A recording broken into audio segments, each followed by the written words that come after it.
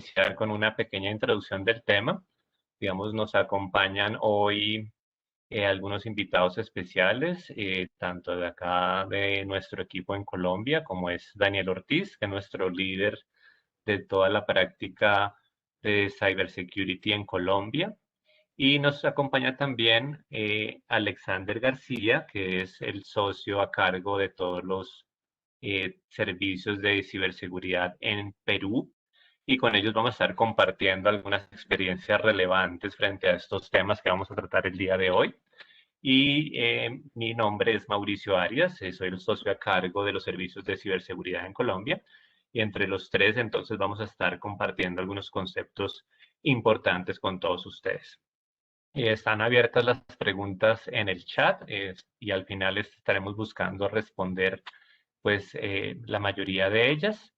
Entonces vamos a dar inicio. Básicamente el contenido que estamos compartiendo con ustedes el día de hoy tiene algunos componentes importantes como cómo proteger ese viaje de transformación hacia la nube, cuáles son esas razones para el estancamiento que a veces encontramos en algunas organizaciones frente a este viaje de transformación hacia la nube, cómo entender los retos de la privacidad y la responsabilidad en la nube, quiénes deben ser los involucrados en esta transformación y vamos ya a profundizar un poco en las mejores prácticas de seguridad en la nube.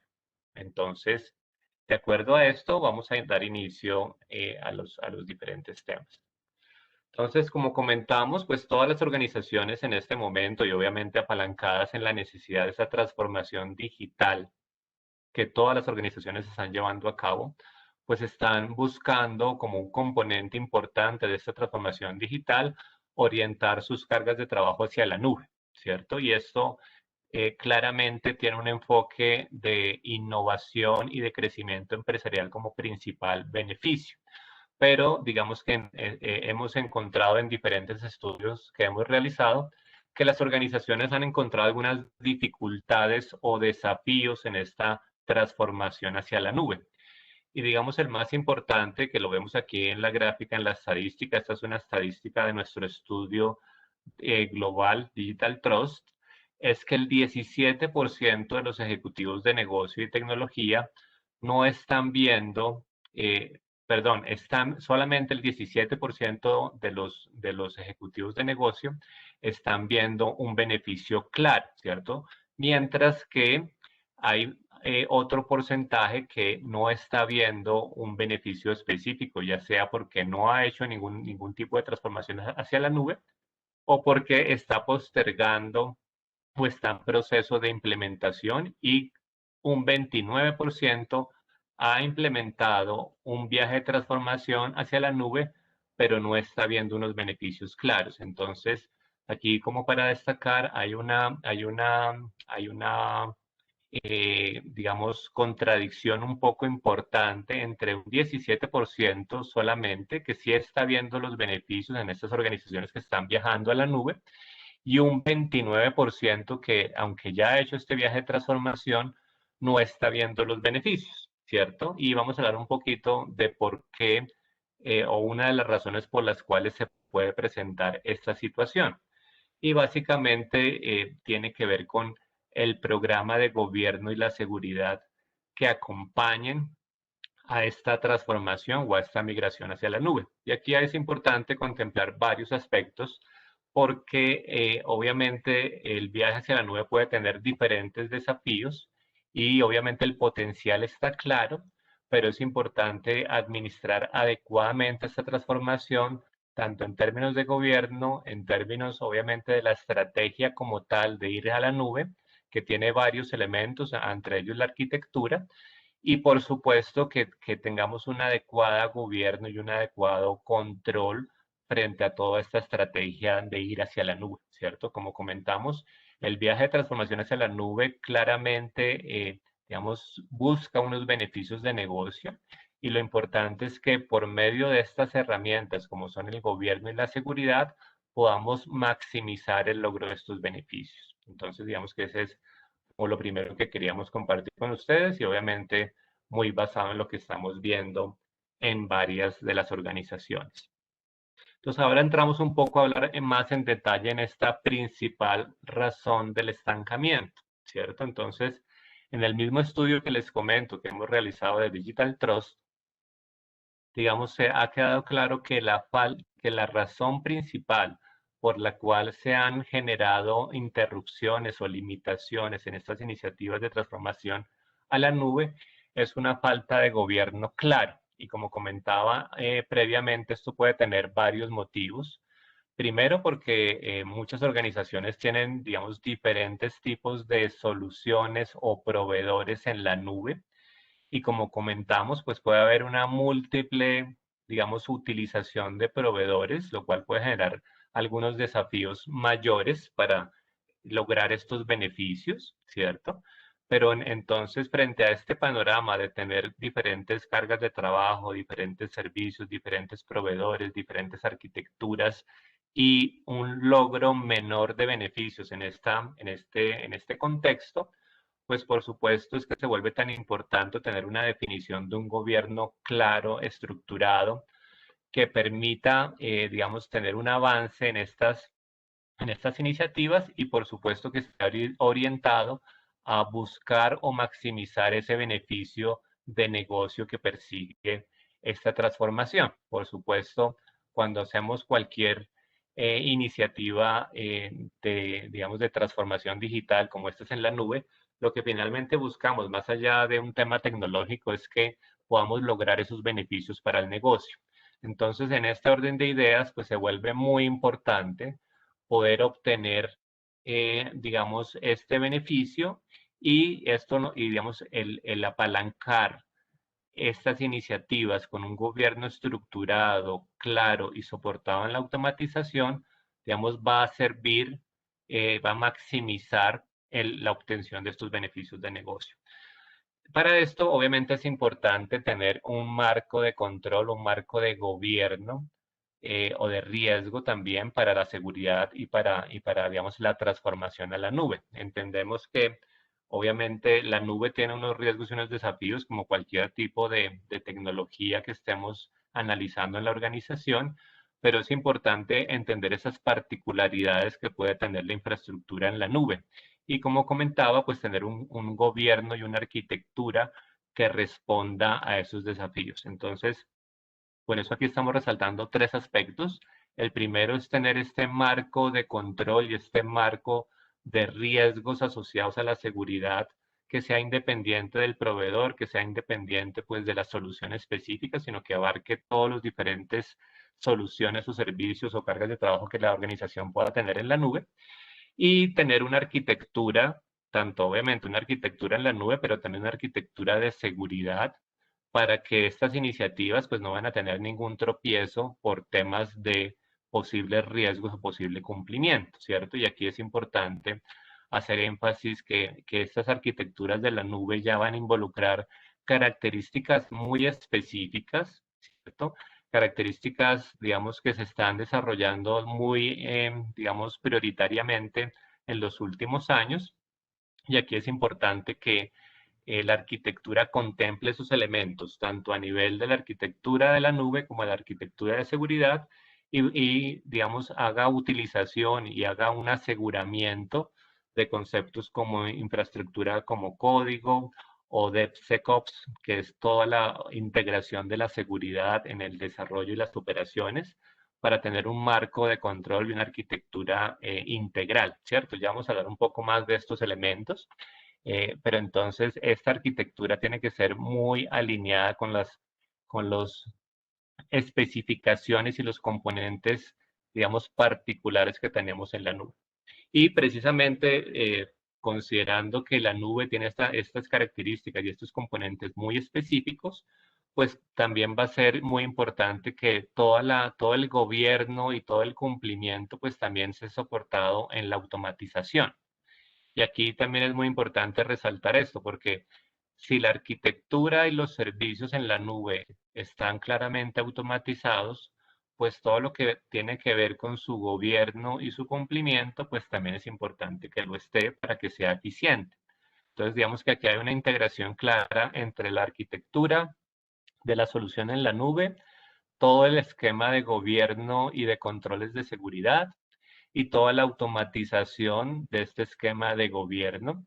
Y por eso ya vamos a dar un poquito más en detalle de algunos aspectos que es importante tener en cuenta, porque aquí ya estamos hablando específicamente del lenguaje y de las características particulares que tenemos que tener en cuenta cuando tenemos iniciativas en la nube.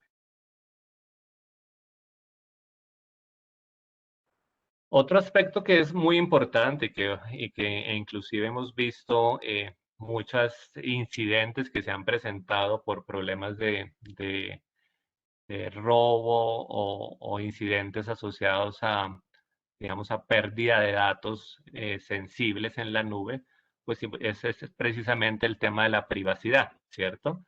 Aquí en este mismo estudio, el 75% de las organizaciones comentan que hay unas complejidades y unos desafíos adicionales para hacer toda la gestión de privacidad y protección de datos en la nube, precisamente por lo que hablábamos ahorita, que podemos tener una multitud de componentes, de proveedores, de arquitecturas y de servicios.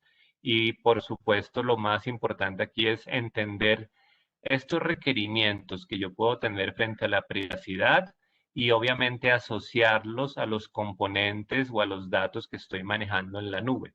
Entonces, esta visibilidad, lo que siempre mencionamos de tener claros como estos activos críticos en la nube, qué es lo que tengo, cómo lo tengo que proteger y qué aspectos de privacidad deben estar involucrados, pues es fundamental, ¿cierto?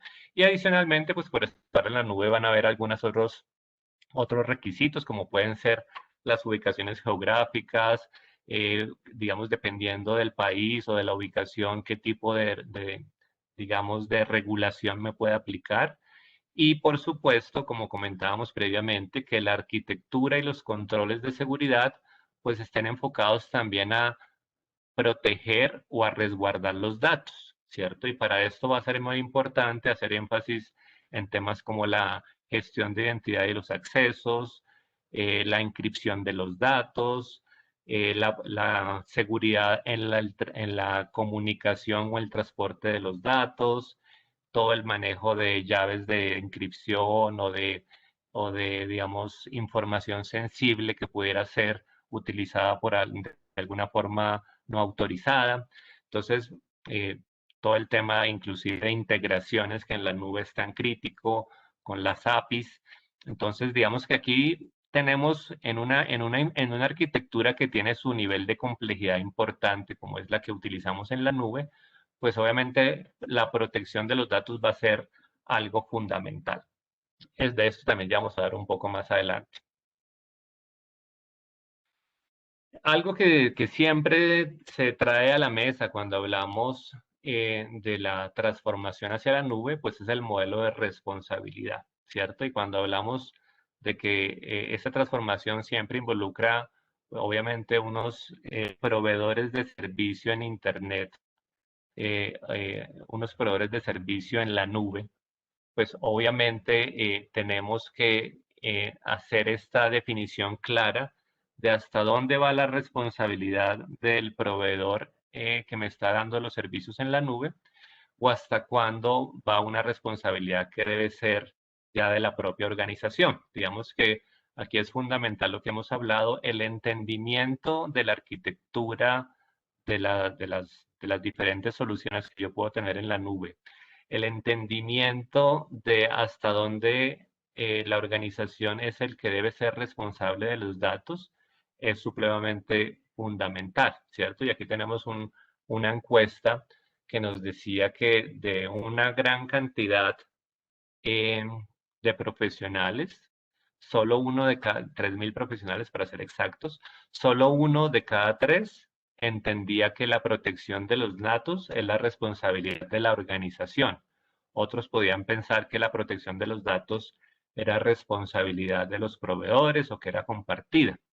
Y para esto también es importante entender, obviamente, como comento, el modelo de servicio o la arquitectura que estamos utilizando frente a la solución en la nube, donde habrán diferentes niveles de responsabilidad, ¿cierto? Entonces, aquí el mensaje claro es que este nivel de responsabilidad es fundamental porque obviamente los proveedores en la nube Normalmente van a estar asociados más a las capas más básicas como de seguridad o de infraestructura, pero dependiendo del modelo, pues ya los temas asociados con datos, con seguridad, con gobierno, pues normalmente van a ser protegidos o van a ser, digamos, responsabilidad de cada organización que está llevando sus cargas de trabajo hacia la nube.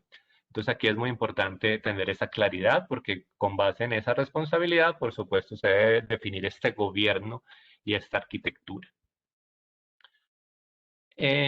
Por último, algo que también es muy importante es como volver a recalcar que todas estas iniciativas de transformación de la nube pues van más allá de solamente los aspectos técnicos, tecnológicos o de seguridad, ¿cierto? Porque como comentamos, aquí lo más relevante es poder asegurar que esas iniciativas de transformación digital nos permitan obtener estos beneficios de negocio en términos de flexibilidad, innovación, crecimiento, que es lo fundamental para las iniciativas de transformación en la nube. Por esta misma razón, algo que es crítico y que es parte de lo que tenemos que tener en cuenta para que no tengamos este estancamiento del que estamos hablando, es que este gobierno involucre no solamente los temas tecnológicos o de seguridad, sino a toda la organización. Aquí es fundamental porque este va a ser un modelo, como la mayoría de los que tienen que ver con tecnologías, pues que está orientado es finalmente al negocio.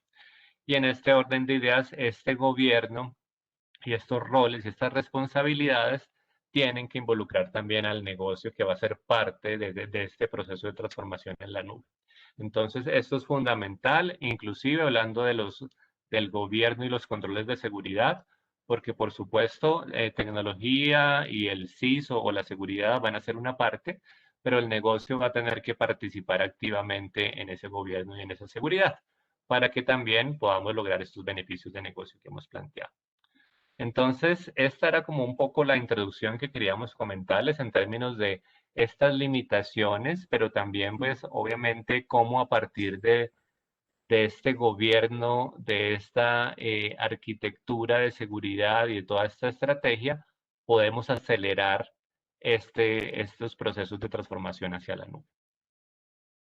Entonces, bueno, antes de continuar con las mejores prácticas, entonces vamos a darle paso a Daniel Ortiz, que nos va a estar ayudando pues con una inquietud que es muy común cuando hablamos de todos estos modelos de gobierno y seguridad, ¿cierto? Y la inquietud particularmente es por qué es importante considerar modelos distintos de seguridad al tradicional, como por ejemplo los modelos de cero confianza o zero trust.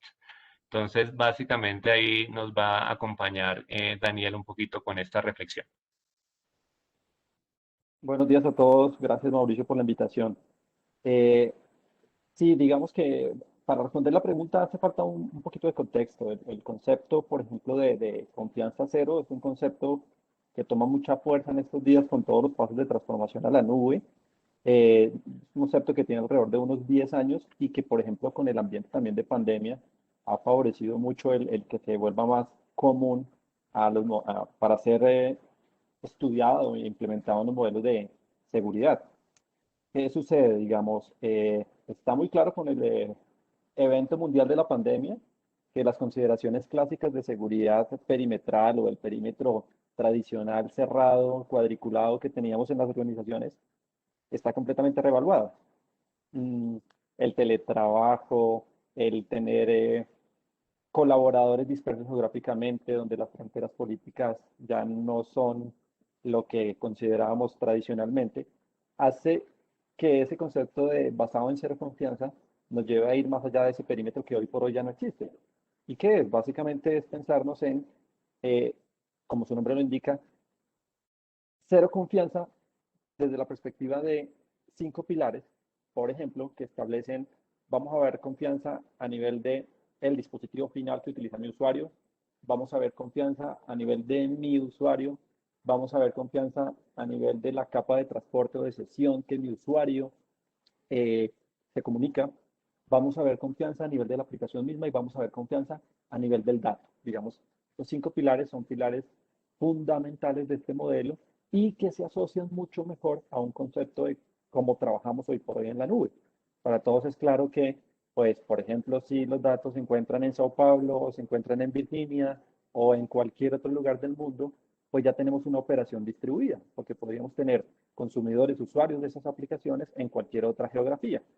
Así las cosas, las fronteras, el perímetro no existe y un modelo basado en cero confianza, donde vamos a ver de cada uno de estos pilares cómo apuntar y cómo blindar desde la perspectiva del usuario final, pues es muy distinto al modelo clásico de seguridad de un cuadrito o de un perímetro supermilitarizado.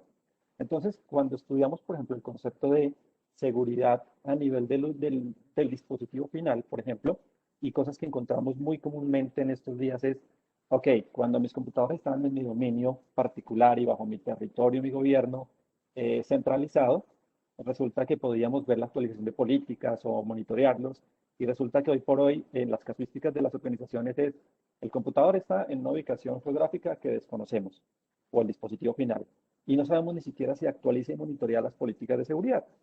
Entonces hay que ganar confianza a nivel del dispositivo. Y lo mismo nos pasa con el usuario. Con el usuario nos pasa que podíamos trabajar con usuario y contraseña, lo cual ya es insuficiente, y se nos piden otros factores de autenticación. El múltiple factor de autenticación, que de hecho en las políticas o consideraciones de seguridad en la nube es la regla de oro número uno. Y es, debe haber múltiple factor de autenticación. Y se puede echar mano de otros, utilización de certificados, temas biométricos. El hecho es que confianza a nivel del usuario es mucho más que usuario y contraseña. Lo mismo nos pasa en las regiones de transporte eh, y lo mismo nos va a pasar, bueno, en transporte pues hablaríamos de montar, hacer una microsegmentación de accesos, de privilegios, utilización de VPNs, canales cifrados y todo lo que tenga una comunicación segura entre mi usuario y mi aplicación. Lo mismo es en las aplicaciones. Y a su vez, vamos a ver que todo esto se hace para la protección del dato, que sería el quinto pilar y que lo dejamos para último lugar, pero que realmente es ese para quien nosotros combinamos todas las medidas de seguridad. Y si el dato está en la nube, pues ese dato hay que protegerlo allí a instancias de los pilares anteriores y sabiendo que en ese dato pues también va a interesar mucho dónde hay que cifrarlo. Ya Mauricio comentaba los datos de privacidad, por ejemplo, que son súper relevantes. Eh, y al final, por ejemplo, el etiquetado de ese dato, los mecanismos de protección, de fuga, de pérdida de datos, pues también están a la orden del día en función de ese pilar. Entonces, en resumidas cuentas, Mauricio, a una pregunta que es bastante extensa es la realidad de la operación de nube, que es distribuida, y la estadística que mostraba Mauricio hace un momento decía que en promedio una compañía puede tener hasta 3 operadores o 3 proveedores de nube, pues imaginemos dónde están todos esos datos y cómo una visión de seguridad tradicional pues no es aplicable a este ambiente que entre otras es altamente cambiante. Y así las cosas, pues un modelo Zero Trust es mucho más acorde con la realidad de esa operación, ¿vale? Eso sería, Mauricio, a Perfecto. resumidas cuentas. Muy bien, Daniel. Sí, no, excelente. Muchas gracias ahí por todos estos conocimientos ahí que nos ha compartido, don Dani.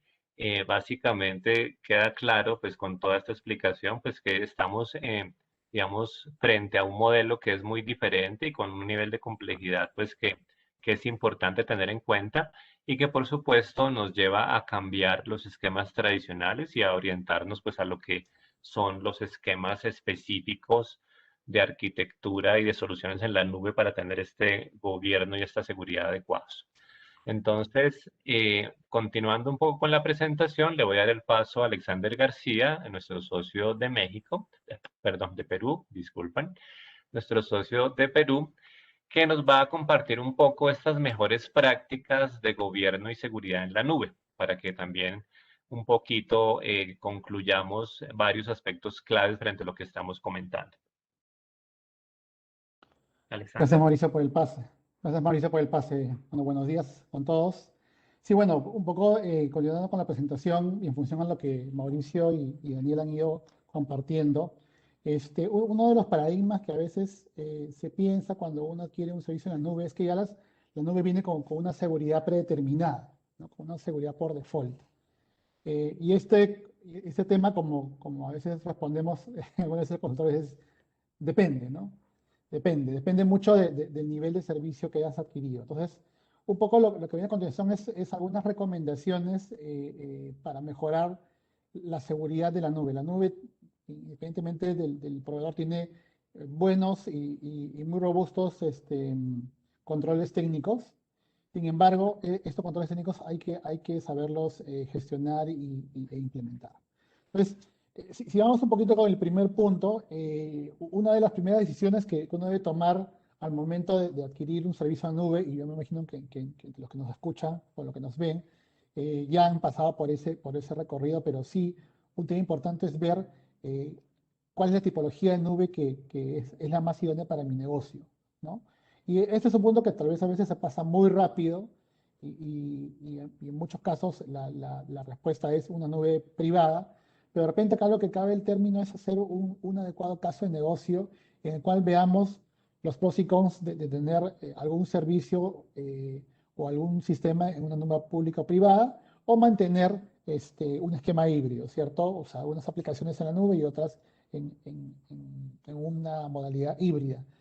Sin embargo, nuestra recomendación, y eso lo hemos comentado en diversas charlas, es que, bueno, para alguien que ya está adoptando la nube o ya tiene un camino recorrido, lo más idóneo es ir adoptando más servicios para mejorar algunas posturas, para mejorar los temas de continuidad. Pero de repente para alguien que recién está empezando, que recién se ha aventurado a solamente poner el correo o algún aplicativo, digamos, como quien está testeando la solución, porque no siente o que siente que pierde el control si lo eleva a la nube, es importante hacer este caso de negocio, ¿no?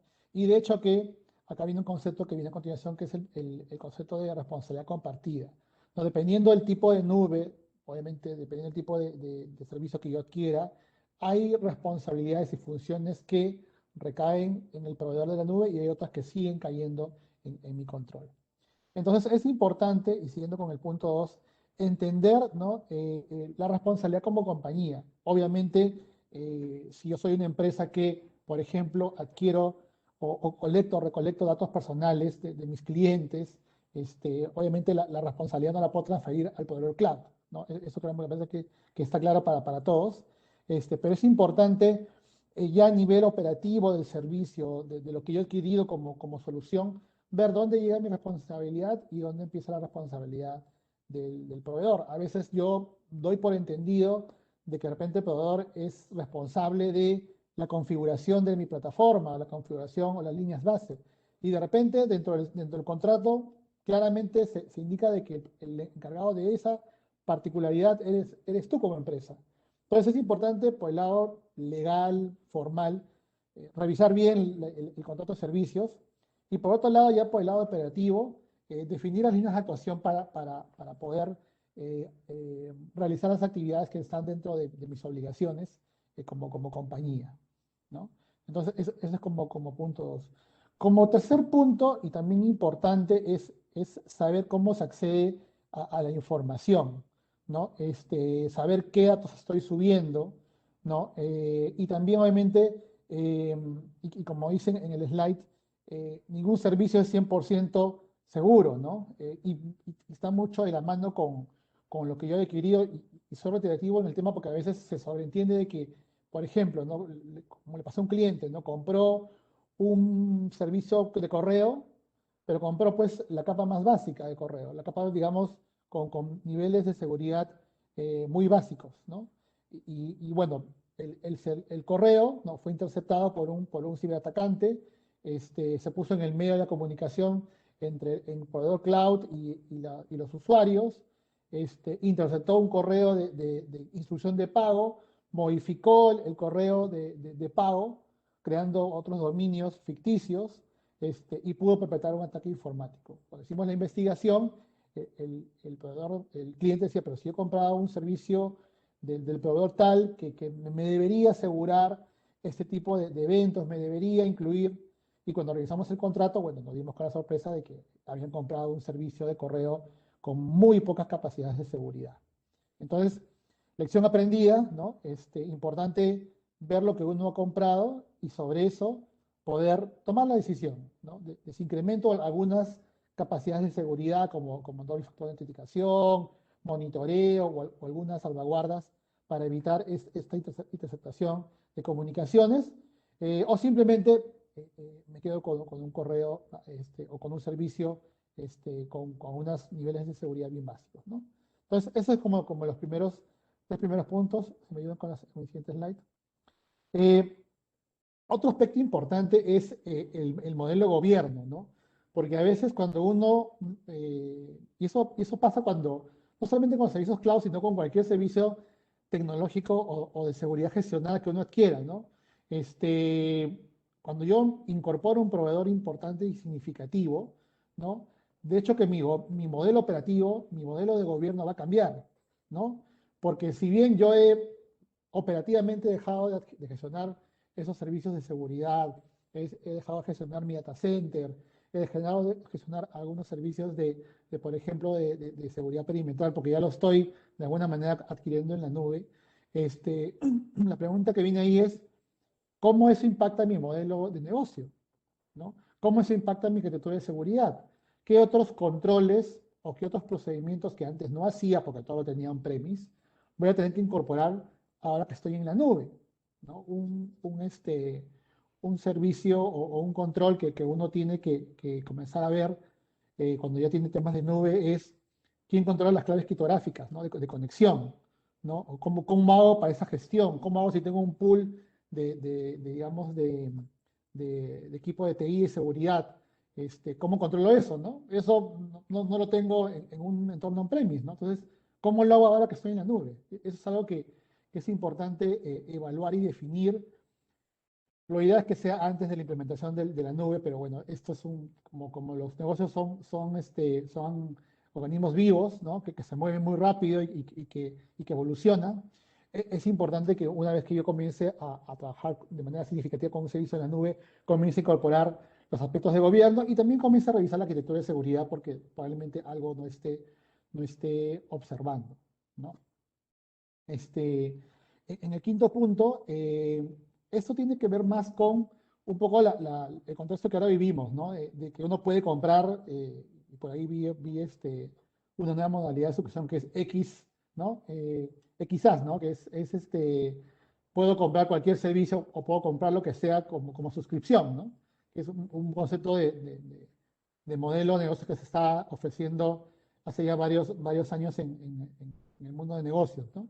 Pues ahora ya los usuarios tienen como que más independencia para adquirir servicios de almacenamiento en la nube, para, por ejemplo, adquirir servicios de open source, como por ejemplo GitHub, que es un repositorio para desarrollo en la nube, muy utilizado por los desarrolladores, y que dada esa apertura, que es obviamente una ventaja, porque estamos en un entorno más abierto, sin embargo, esas ventajas vienen con algunas amenazas, ¿no?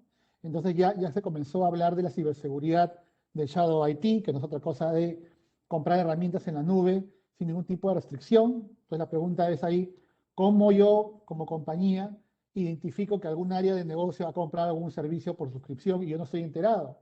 ¿Cómo yo sé que está subiendo información relevante o información confidencial sin que yo tenga conocimiento como área de TI? ¿Estoy involucrado o no estoy involucrado? ¿Qué herramientas puedo implementar en mi red para por lo menos mapear si alguien está teniendo tráfico con un proveedor de servicios no autorizado, por ejemplo, ¿no? Entonces, todas esas inquietudes se pueden ir absolviendo si uno administra y evalúa adecuadamente las posibles amenazas de seguridad que se pueden dar en este contexto, ¿no? Por ejemplo, le pasaba conversando con un cliente, también hablaba de que en algún momento se comenzaran a utilizar este servicio GitHub, que es un repositorio abierto, y buscando alguna librería que le pueda servir para un desarrollo, identificó pedazos de código de una aplicación que él había desarrollado dentro de GitHub, ¿no? Y que era una aplicación de marca registrada, o sea, ellos tenían la patente de la aplicación, y que al parecer algún desarrollador descuidado, ¿no? O que no conocía las políticas, compartió esa librería en GitHub, ¿no? Y está a disposición de todos los suscriptores de ese servicio. Entonces, hay que tener mucho cuidado con lo que se trabaje y concientizar a los empleados. Y bueno, Otro punto importante es el tema de la cantidad de información y aquí barremos varios conceptos, ¿no? La idea no es subir toda la nube, ¿no? La idea es poder eh, migrar cargas a la nube de información que realmente consideremos que debe ser protegida, ¿no? Obviamente también hay un tema económico de costos en el medio, y también hay un concepto de privacidad por diseño, ¿no? Si nosotros tenemos información de colaboradores o información de ciudadanos o de clientes, tarjetas de crédito u otra información relevante, ahí habría que evaluar bien qué es lo que subo a la nube y cómo lo subo, ¿no? De repente ahí merecería tener data anonimizada u otro tipo de mecanismo de encriptación para proteger esa información. Y como decimos en seguridad, mientras menos data tengas, ¿no? Tu área o tu superficie de ataque va a ser menor, con lo cual te va a ser no más fácil, pero menos complejo poder administrar las amenazas cibernéticas que puedan realizar. Y también, y con este último punto, cierro mi participación en esta parte de la charla, como con cualquier proveedor de servicios, ¿no? Proveedor de servicios de TI, como un proveedor de data center, como un proveedor de desarrollo, yo tengo que, de alguna manera, hacer un monitoreo y una evaluación de ese proveedor. Entonces, ya las compañías están tomando conciencia de ese punto y lo importante es hacer algunas pruebas periódicas, algunas pruebas de auditoría de ciberseguridad o pruebas de penetración para evaluar los controles del proveedor cloud, a ver si están aplicando bien las políticas que yo he definido o si hay algo anómalo que haya sucedido, ¿no? Muchos proveedores cloud ya tienen certificaciones y tienen ISO y tienen una serie de credenciales que avalan la seguridad de la plataforma. Sin embargo, consideramos que es importante una vista independiente de monitoreo sobre esos aspectos de seguridad en la nube, ¿no? Y con eso termino esta sección y te doy el pase nuevamente, Mauricio. Perfecto, Alexander. Muchas gracias ahí por compartirnos todos esos conocimientos y esa experiencia. Creo que son muy útiles como para reforzar todos los temas que hemos venido conversando. Y ahorita entonces vamos a darle nuevamente la palabra a Daniel Ortiz, porque pues en todo este entorno de la nube, de cómo hacer esa transformación, de cómo lograr esos beneficios de negocio que provee la nube, que obviamente, como ya comentamos, están soportados mucho en conceptos como la innovación, la flexibilidad, el ahorro en costos, apalancar el crecimiento de la organización de una forma muy ágil. Aquí viene un concepto importante que es el de DevOps, ¿cierto? Que estaba alineado con todas estas metodologías de desarrollar iniciativas de forma ágil. Y entonces la pregunta que tenemos para Daniel, para que nos comente un poco, es cómo se integra la seguridad y el gobierno en todos esos esquemas ágiles de innovación, de transformación, y como cuáles han sido las principales experiencias frente a este tipo de iniciativas de integrar la seguridad con el desarrollo de aplicaciones y de operaciones ágiles. Ok, Mauricio, bueno, es una pregunta amplia. Mauricio, y para todos, digamos, el concepto de DevOps que toma tanta relevancia también, muy de los últimos tiempos, nos plantea también el desafío de, queremos tener soluciones o aplicaciones que sean muy ágiles, que proporcionen una gran experiencia al usuario, que sean muy ágiles en su desarrollo, que rápidamente, y como llaman los especialistas en metodologías ágiles, esas victorias tempranas o ese producto mínimo viable que se puede publicar y que puede entregar valor a una organización, pues ofrece un desafío, es el desafío de la seguridad. Y el desafío entendiéndolo en que también históricamente a los que trabajamos en ingeniería se nos enseñó mucho del tema que las cosas funcionen, que la aplicación haga lo que tiene que hacer y que se dejaran otros aspectos como los marcos de control, de riesgo, de la seguridad misma, como en un segundo plano. Y esto pues va en total contrasentido de la operación y la realidad del mercado. Porque ¿cómo haría un banco para decir que tiene una aplicación que es muy buena si no fuera segura? Entonces son elementos que tienen que estar sí o sí amarrados desde el principio. Y estar amarrados desde el principio es que desde la etapa misma de diseño y en todo el ciclo de vida del desarrollo hasta esa puesta en operación, pues debe existir la seguridad desde la política que va en el código mismo que se desarrolla en primera instancia con los equipos más básicos cuando están en el sprint 1, hasta todo el monitoreo final, ¿cierto? Y la realimentación que debe ofrecer todo un tema de monitoreo, respuesta, contención de incidentes, siempre debiera existir. Y ese es el desafío que se está hoy día planteando y que cualquier equipo de desarrollo debe atender. Entonces, volviendo un poquito al contexto histórico, lo que sucedía es, bueno, que sigue sucediendo de hecho, es que normalmente los temas de seguridad los atacábamos al final, en operaciones, cuando están productivos. Y lo que hacíamos era colocar, o lo que se hace también es colocar nuevas capas de protección, colocar más software que ralentiza muchas veces los sistemas, lo cual, repito, para nuestra situación actual es un contrasentido total. Los usuarios queremos dar clic y queremos que responda el sitio web o la aplicación en cuestión de microsegundos, que para mí es imperceptible. Creo que ninguno de nosotros, si estamos en un portal web, en una aplicación por primera vez y damos clic y responde a los 10 segundos, creo que antes de esperar 10 segundos, ya nos hemos ido. Y entonces ahí está el desafío. Entonces, ¿a cómo incorporamos y cuáles son esas experiencias reales?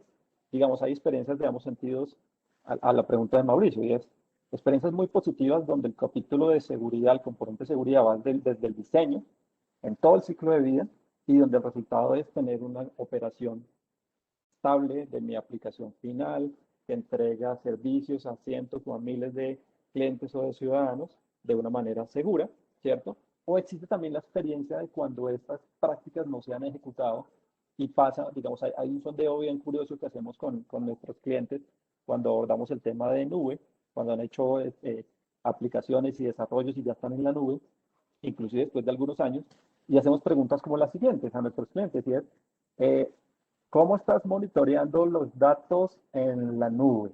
Es decir, ¿cómo sabe mi oficial de seguridad o mi segunda o tercera línea de defensa qué está pasando con mi información clave? Que de eso hemos hablado ahorita en toda la mañana, si se ha cambiado de región geográfica, algo tan sencillo como eso. Y a veces nos sorprendemos porque no hay respuesta. Es decir, no hay visibilidad de otras líneas de defensa de qué está pasando con mi ecosistema, que ya dijimos es altamente variable, que los datos están en tránsito, que se pueden cambiar de zonas geográficas y donde muchas veces las otras líneas de defensa o inclusive los equipos de tecnología mismos no saben acerca de estas consideraciones. Cuando encontramos esta serie de sintomatología y echamos para atrás, comenzamos a preguntar, ¿cómo has incorporado la seguridad en tu proceso de DevOps? ¿Cómo desde que nació esta iniciativa del negocio, como lo comentaban unos slides atrás, unos minutos atrás, incorporaste esos elementos si hoy por hoy en la operación no estás teniendo visibilidad de lo que sucede? La respuesta, a veces un tanto para sorpresa, es que la seguridad no vivió desde el principio. Y entonces, ahí es donde digamos que estoy hablando un poquito del antiejemplo de esa buena práctica, en el entendido que la condición de seguridad, la auditoría de nube, el punto este inclusive que está aquí en pantalla de las auditorías periódicas, pues recordemos que en los ambientes nube es que el concepto de auditoría es completamente transformado. Existe mi rol auditor independiente y ya coincidido de manera natural en las nubes para que pueda hacer una auditoría en tiempo real, indistinto de protocolos largos o de periodos anuales, porque es un tema que interesa ver en tiempo real. Casi que si hablamos de los conceptos de auditoría en tiempo real, monitoreo en tiempo real, que deberían de forma nativa venir desde el componente de DevOps. Y esto me sirve, perdona aquí que de repente me extiendo un poco en la pregunta, para unirlo con el tema anterior, del modelo diferente de seguridad o del Zero Trust, entendiendo que lo que tenemos entonces que gestionar es eso que vimos ahorita, de un perímetro no completamente cerrado o cuadriculado, sino de unas variantes en el ecosistema tecnológico, ¿cierto? Con un componente que queremos ver, y es justamente este del que estoy hablando. ¿Cuál es la visibilidad? ¿Cuál es la analítica? ¿Cuál es la trazabilidad que estamos viendo en mi componente de DevSecOps, que así lo queremos llamar para ver seguridad en el DevOps?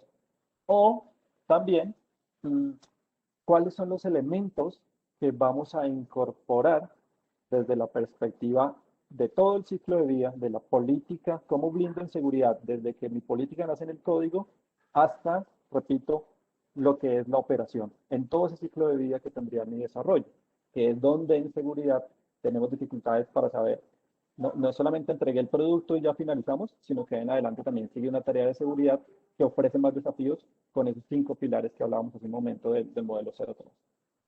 Eso sería, pues, Mauricio, para tratar de responder a una pregunta tan amplia como la que se ha planteado hoy.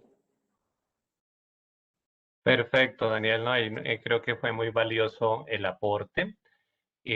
Tenemos pues ya con esto finalizaríamos un poco lo que queríamos compartir con ustedes. Tenemos una pregunta que creo que está muy alineada con lo que hemos venido hablando al día de hoy, pero entonces le voy a dar la palabra un poco a Alexander para que nos ayude a responder esta pregunta. La pregunta nos dice, teniendo en cuenta que cada vez las organizaciones están migrando sus plataformas y usan software en la nube, ¿cuáles serían aspectos básicos a tener en cuenta para una auditoría, teniendo en cuenta que no existe una regulación? Entonces, creo que Alexander ya nos ha comentado un poco. Si quieres, Alexander, nos puedes dar ahí otro par de conclusiones frente a la pregunta que nos hacen. Sí, gracias Mauricio. A ver, voy a poner algunos ejemplos de lo que he visto en algunos proveedores. No digo que esto sea extensible a todos los proveedores de servicios en la nube, pero por lo menos estos me parecen unos buenos ejemplos. Algunos proveedores cloud, por ejemplo, tienen publicados en sus servicios de cloud todos los reportes de auditoría, los tipos SOC 1, SOC 2, estándares tipo ISO, ¿no? Y los publican para que el propio cliente o el propio interesado pueda ver, obviamente, el nivel de cumplimiento de ese servicio de la nube bajo esa locación, bajo el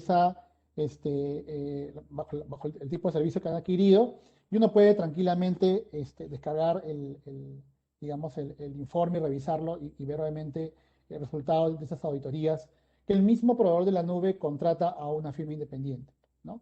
Ese es un primer punto que yo pondría ahí a evaluación, ¿no? Cuando uno quiere adquirir algún servicio en la nube y ve realmente qué nivel de seguridad tiene ese proveedor. Ese puede ser, digamos, un tema fácil de verificar.